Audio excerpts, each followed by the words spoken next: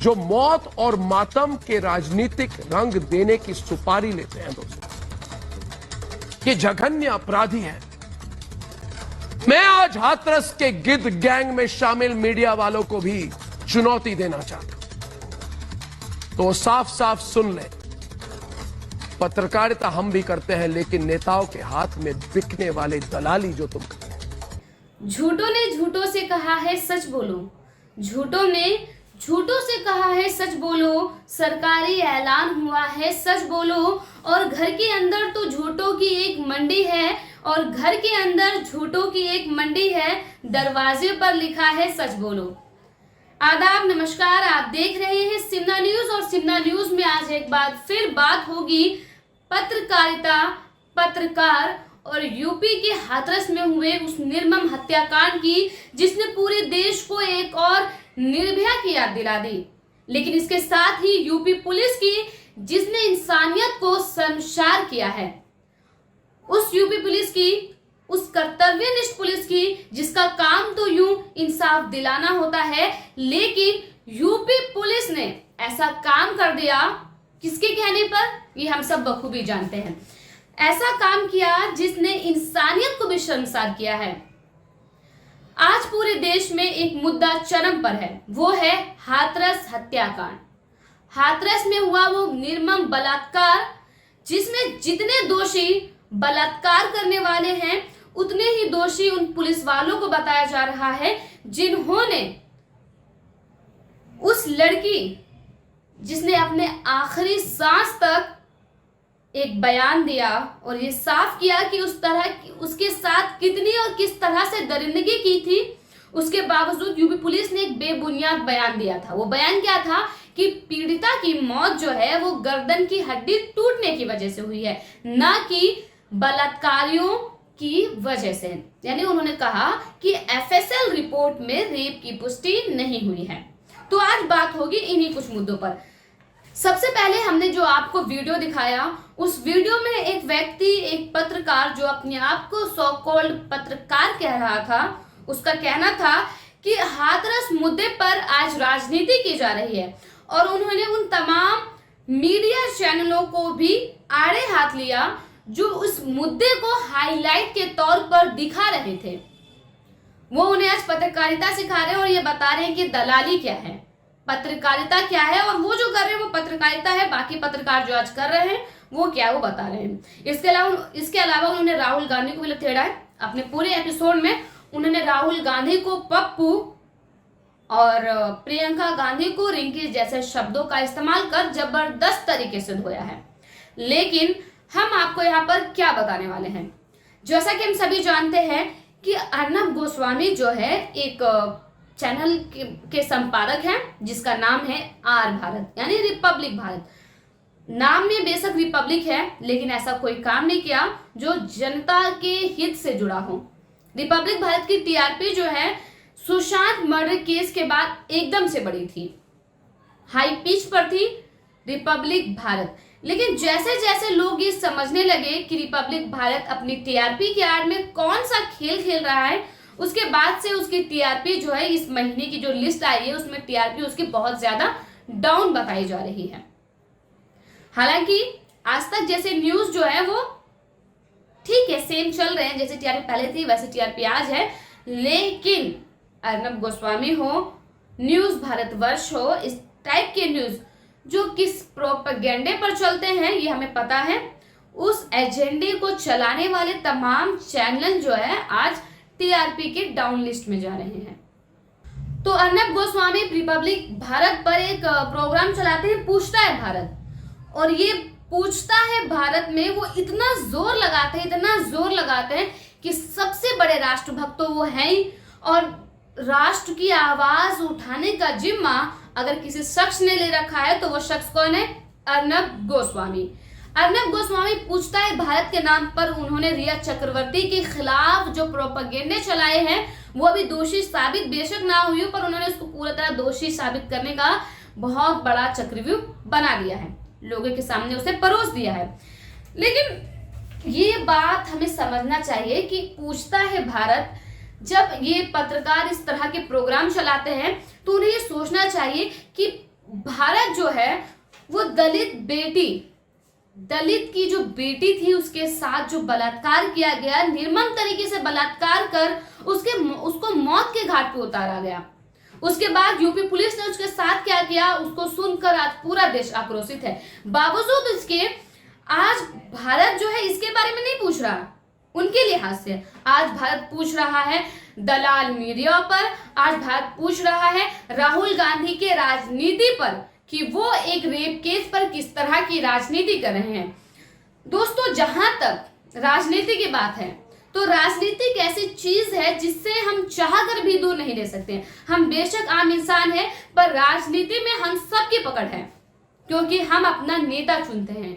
हम उस लोकतांत्रिक देश में रहते हैं जहां वोट करना हमारा अधिकार है, और वोट करने मात्र से हम उस राजनीति से जुड़ते हैं जिससे हम अक्सर ये कहते हैं कि राजनीति से हमारा कोई लेना देना नहीं। राजनीति होनी चाहिए, और आज जिस तरह की राजनीति हो रही है इस तरह की राजनीति हर मुद्दे पर होनी चाहिए, जहां विपक्ष सड़कों पर उतर जनता की आवाज बने। आज राहुल गांधी ने जिस तरह की विपक्ष की जो राजनीति जो भूमिका निभाई है राजनीति कर, वो भूमिका काबिले तारीफ है। बेशक आज हमारे सामने राहुल गांधी की बहुत सारी पोस्टर्स और बहुत सारी पिक्चर्स जो है मीम के तौर पर हमें मिल रहे होंगे, जिसमें वो सड़क पर गिरे नजर आ रहे हैं, पुलिस ने उन्हें धक्का दिया, यूपी पुलिस ने। लेकिन इन सब मजाकों के बीच आपको यह भी सोचना चाहिए, जब देश के एक राष्ट्रीय सांसद, एक राष्ट्रीय नेता के साथ यूपी पुलिस इस तरह की गुंडाई कर सकती है, तो आम लोग कहां जाएंगे? तो आम लोगों की उनकी नजर में क्या हैसियत रह जाती है?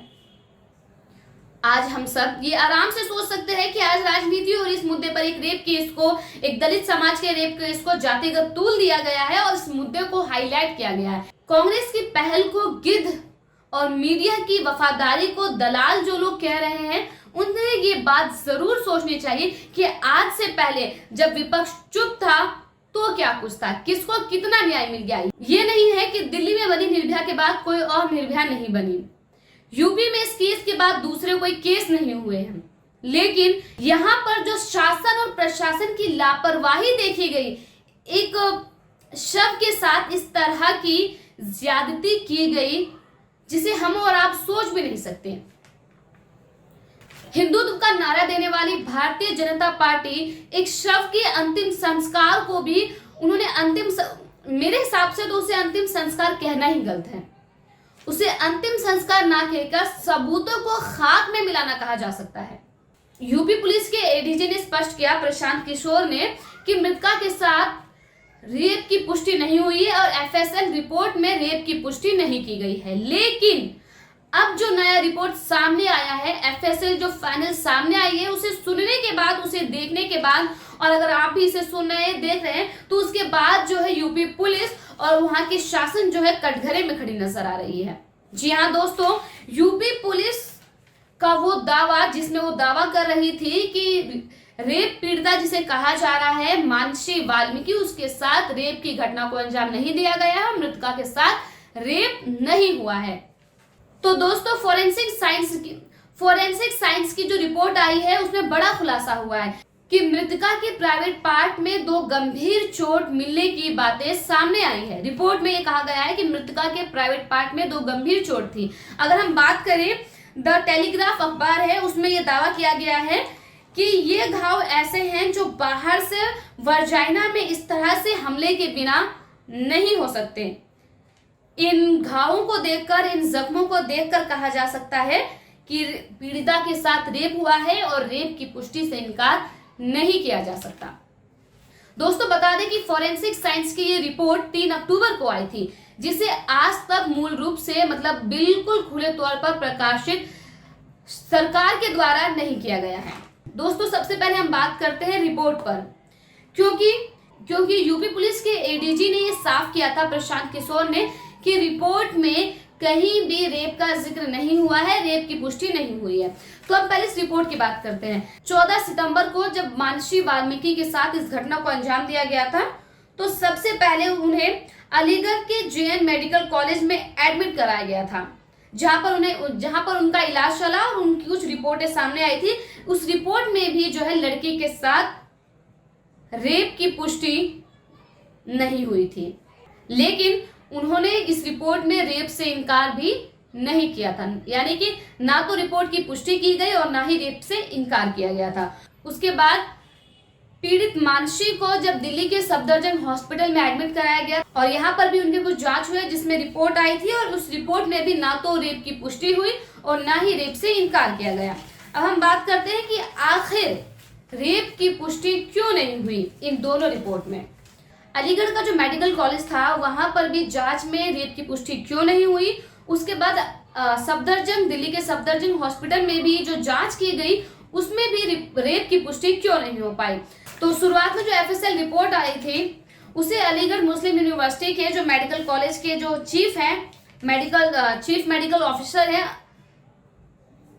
मेडिकल ऑफिसर हमजा मलिक ने एफएसएल रिपोर्ट को खारिज कर दिया था। उन्होंने कहा था कि घटना के 11 दिन बाद के लिए गए सैंपल से ये कंफर्म नहीं हो सकता कि रेप पीड़िता के साथ रेप हुआ है कि नहीं, क्योंकि इस सैंपल को मतलब लेने का जो टाइम पीरियड होता है वो है 96 घंटे। अगर 96 घंटे के अंदर सैंपल ले लिए गए, जांच कर ली गई तो स्पष्ट रूप से पता लगाया जा सकता है कि जो विक्टिम है उसके साथ रेप हुआ है या नहीं। अदरवाइज उसके बाद की रेप पर उसके बाद जो होता है, उसके बाद जो जांच होती है उससे ये तय करना कि उस पीड़िता के साथ रेप हुआ है या नहीं, ये थोड़ा नहीं बहुत मुश्किल है। तो दोस्तों अब तक आप ये समझ ही गए होंगे कि इस पूरे एफएसएल रिपोर्ट का फंडा क्या है। आखिर भारत यूपी पुलिस के उस कुकर्म के बारे में क्यों नहीं पूछता है। ये बात हमें अर्नब गोस्वामी से जरूर पूछनी चाहिए कि अगर भारत वाकई पूछता है तो ये सवाल क्यों नहीं पूछता है भारत। धन्यवाद। जनहित से जुड़ी चुनिंदा खबरों को जानने के लिए सब्सक्राइब करें शिवना न्यूज को और बेल आइकन को दबाना ना भूलें। वीडियो पसंद आने पर लाइक, शेयर और कमेंट करना ना भूलें।